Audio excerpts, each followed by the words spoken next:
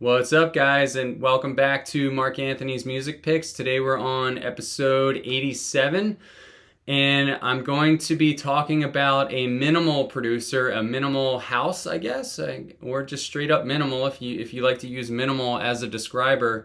A minimal producer that to me is like the top shelf, the top tier, almost probably, possibly the best in the world, and that's Thomas Melchior. The idea for this episode randomly popped into my head. I was sifting through some of my Sushi Tech records and I came across a Melchior remix, and I started looking at his catalog on Discogs, and I realized, man, I've got like probably 15 records by this guy.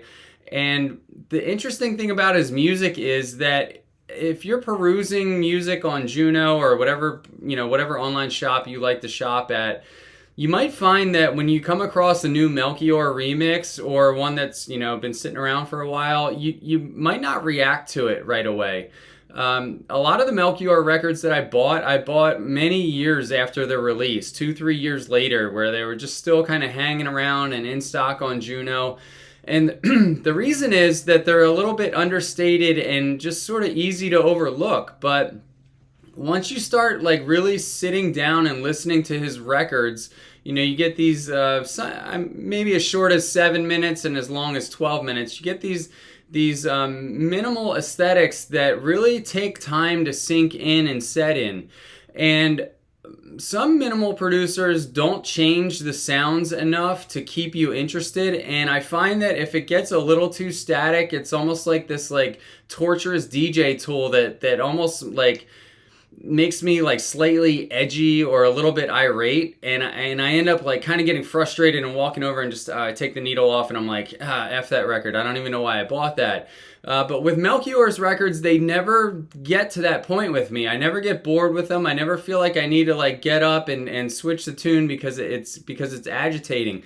So he's kind of got this earworm effect where, the little catchy loop goes in there and it gets stuck in your brain, and then you're walking around and maybe you go for a walk and the little snippet is kind of like looping in your head and maybe like as you're like taking steps on your walk, like you're like kind of like walking to the beat that's still kind of trapped in there. I guess that would be the definition of a true earworm.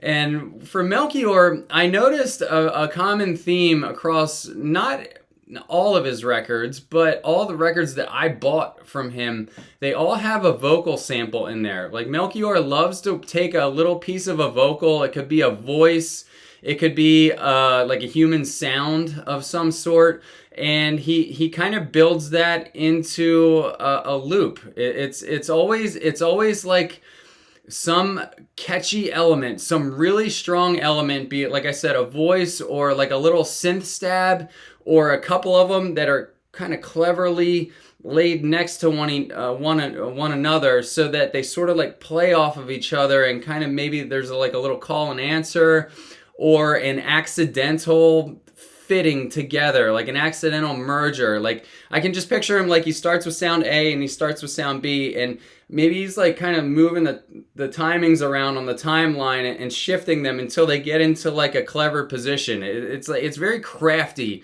what Melchior does, and I just absolutely adore his sound. And I think as far as like the minimal aesthetic goes, I really think he's like probably top 3 in the world. I mean, maybe number 2 would be somebody like Baby Ford with the ability to rock like a really simple loop. But I have more trouble with a Baby Ford record than I do with Melchior. Melchior always sits well with me. So, not to ramble too much, let me get into the picks for today. I have 7 or 8 of them because I just love them so much. I wasn't able to narrow it down all the way. The first one that I want to present to you guys is this one here, and this is Melchior's Soul Capsule alias or production name. And Soul Capsule is actually Baby Ford, who is Peter Adshead, and Thomas Melchior, and there was another guy on the roster that kind of dropped off. But if you recognize this record, or if you recognize the clip, it's because it's a very popular record. This came out in 1999, and it's the Lady Science, aka NYC Sunrise track. It's a very bubbly, happy, house track, and honestly one of the strongest deep house, like old school deep house records in my entire collection, like hands down. I mean, if you listen to this objectively, you really have to admit that these guys were on point in the studio that day, and they nailed this. And it's really odd to see Thomas Melchior and Baby Ford, especially Baby Ford, who's known for like that dark, grimy, like minimal, bass heavy aesthetic. It's weird to see him come in on a project like this and bring such like a happy Saturday, skipping down the street kind of vibe, for lack of a better term. And you might, like I said, you might recognize this from Juno because it restocks all the time. They're constantly repressing this. It's always in the bestseller list. If you go to Juno and you just click on bestsellers, which I do often, you'll see this pop up often because they repress it and people buy it because it's that good.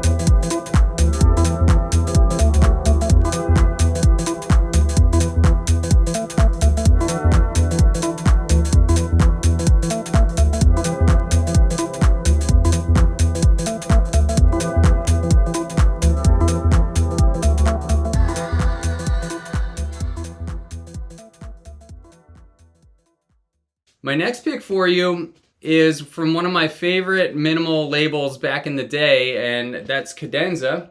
And this is Thomas Melchior in 2006 doing his track called The Choir.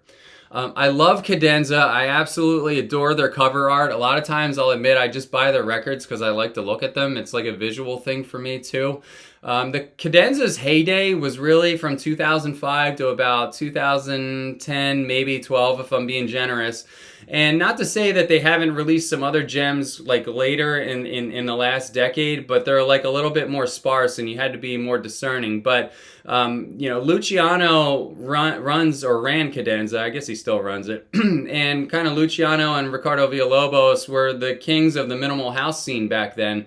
And the vibe for this record, if you can imagine, like Cadenza was like day party, right? Like day party, Ricardo, Luciano, pick your European trendy DJ. Everybody's got like a white V-neck t-shirt on, black sunglasses, and they all just kind of like do their little like kind of truffle shuffle dance move. And that was the party. And they would play these long loopy tracks of, along the vibes of this. Now, Cadenza sometimes fell into the trap of using kind of soft plotty elements, soft plotty drums that, I don't know, haven't really aged well, but considering that this was made in 2006, the drums that Melchior brought to the table here are really strong, going along with that earworm aesthetic. And like I said, it's called The Choir because there is a vocal snippet in there that Thomas uses to kind of like get into your head.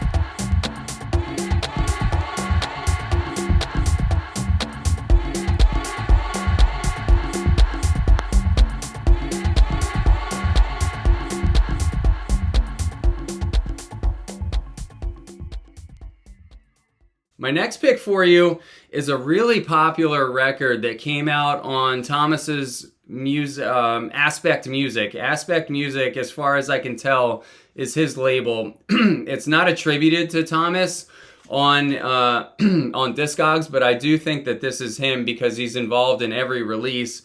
And this is the it's either called Dysfunctional or Dysfunctional Family EP.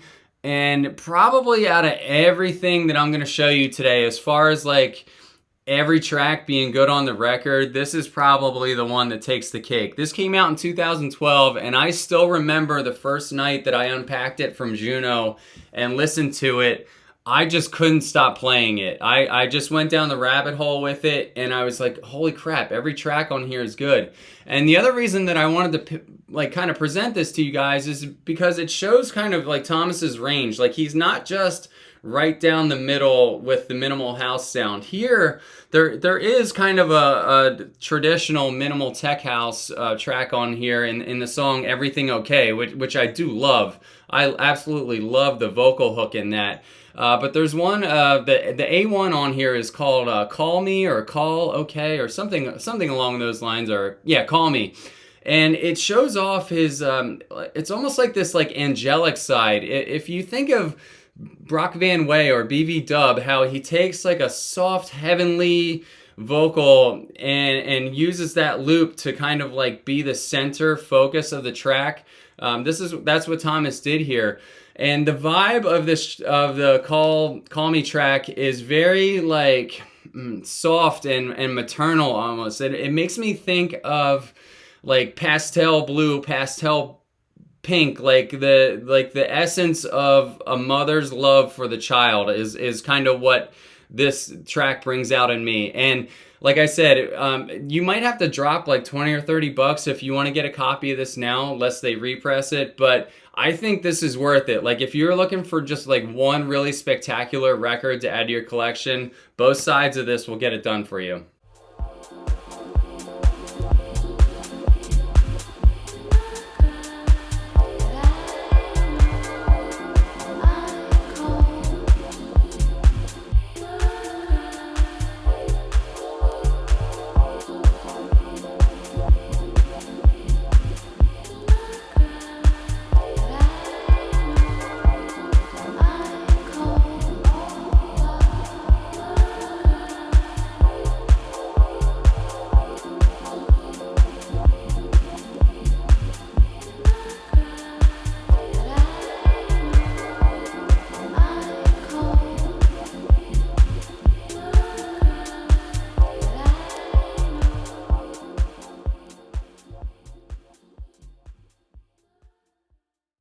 Next up is Thomas's track that came out in 2014 and was really popular, and it's called The Blessing.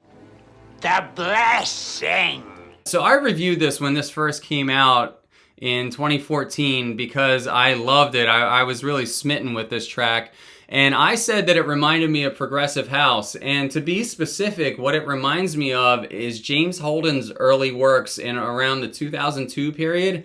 And most specifically, it reminds me of the track Cairn Turned, with the almost like harp-like, childlike melodies that kind of flutter and flicker in a very old-school manner. Another reviewer came along a couple years ago and said that this track actually sounds like lo-fi progressive house, and I thought that that was a really good description, because the lead synth in this track, the main kind of like tone that rides and dominates the track, it has kind of like a clippy edge to it. I mean, I have a little bit of hearing damage from being a DJ for so long, so there's certain frequencies that kind of like don't sit well in my ear, but I don't think in this case, I don't think it's me. I think it's actually the record kind of has like a squealy clippiness to it in that one midsection. So when I was listening to this record originally, I would take my mids and kind of like tone them back until the clipping went away, and maybe like take a little bit off the top knobs, like the absolute treble, and just like take that back a little bit too. But you know, you don't have to futz with the EQs if you don't want to on this. You might like it in its rawest form, which is, you know, EQs all at 12 o'clock. But huge record here, like I said, reminds me of progressive house, and is really like, as far as like one single track goes, one of the strongest tracks in Thomas's catalog.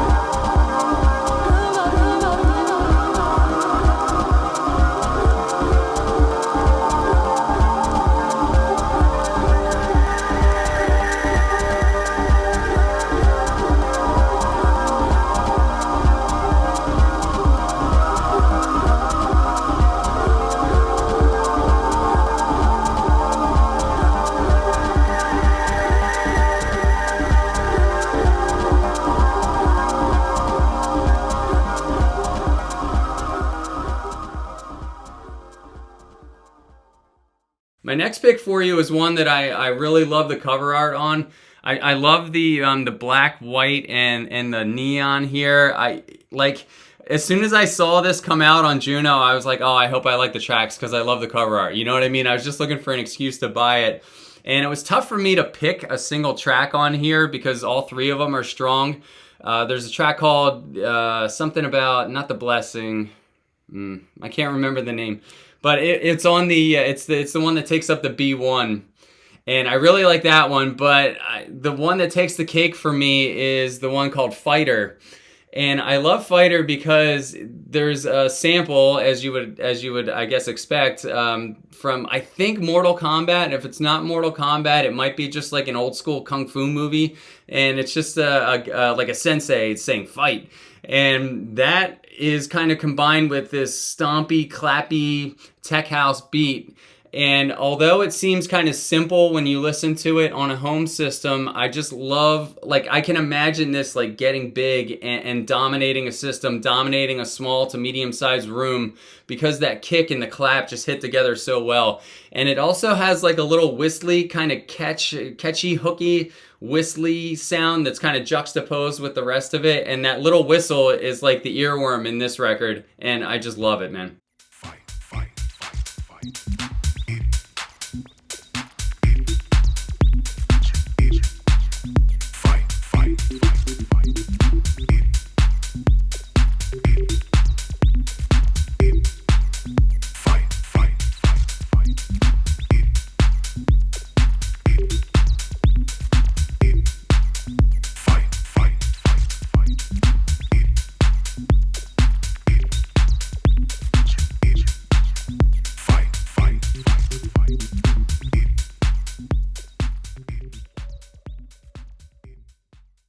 So now we're up to 2015, and my next pick for you out of Melchior's catalog is this one here. Now, I'm a space nerd. I love researching about space and learning about physics and black holes and stars and all that stuff. So as soon as I see anything to do with constellations or anything that looks like it's got outer space on the cover, I'm sampling that. As soon as I come across that on Juno, I don't care if I know the artist or not, I'm listening to it. So I was glad that this was a fit for me. The star track on here is called The Ritual. And like I was saying in the intro when I was talking about Thomas's sound, he builds one hooky sound into his tracks and lets that be the center focus of it. And in this track, it's one single sound. It's the one that goes ba-whoosh, right? And that sound, as you turn the volume up on your system, will just get more and more potent until it's like hitting you in the chest.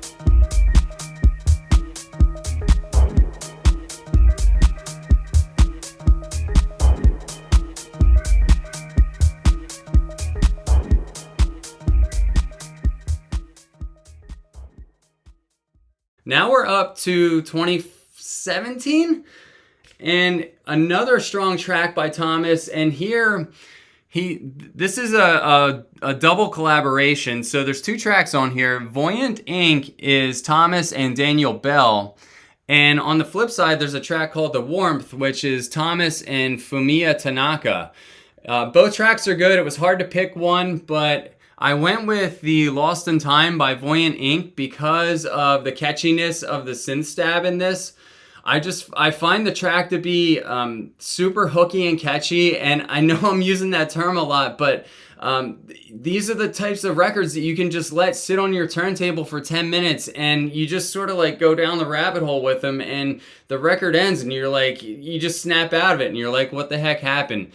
But the track Lost in Time here, catchy vocal, catchy little like synth, movement in it, and it's so simple, it's so effective. It makes you think like, why can't I do that?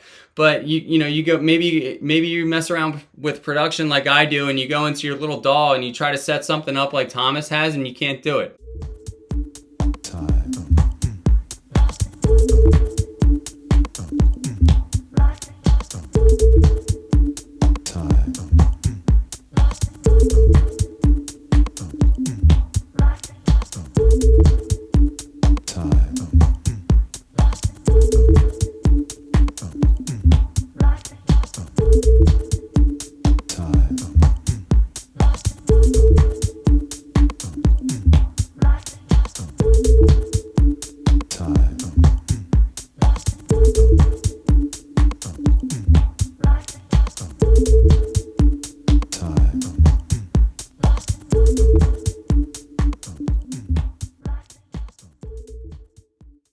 My last pick for you, final one, is Thomas's remix of Paul St. Hilaire.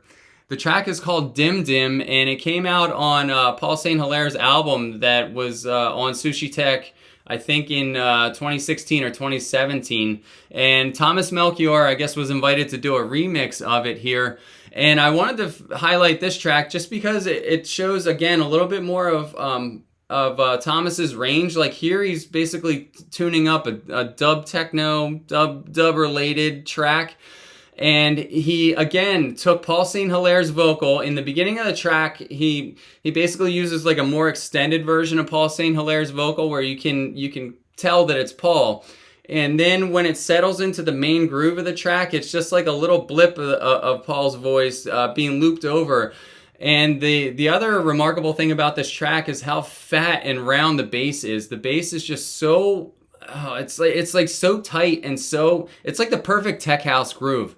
It just like rocks your speakers, and for my speaker at home, when I turn this up, like I can actually like smell the heat coming out of my subwoofer, like that like warm speaker smell, because it's just hitting that hard.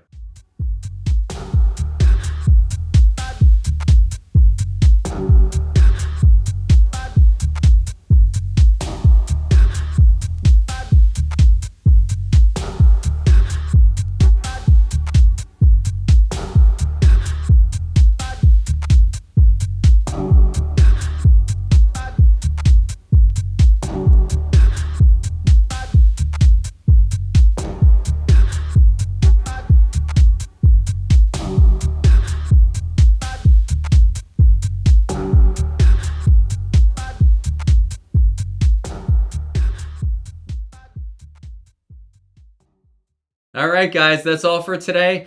Let me know what your favorite Thomas Melchior remixes are. I know there's a lot more in the guy's catalog. He's got a ton of aliases. Please comment down below and send me any recommendations. Let me know what the ones are that I should add to my catalog. Thomas, thank you so much for the tunes. I love your sound design, and please keep them coming. Take care, guys. Peace.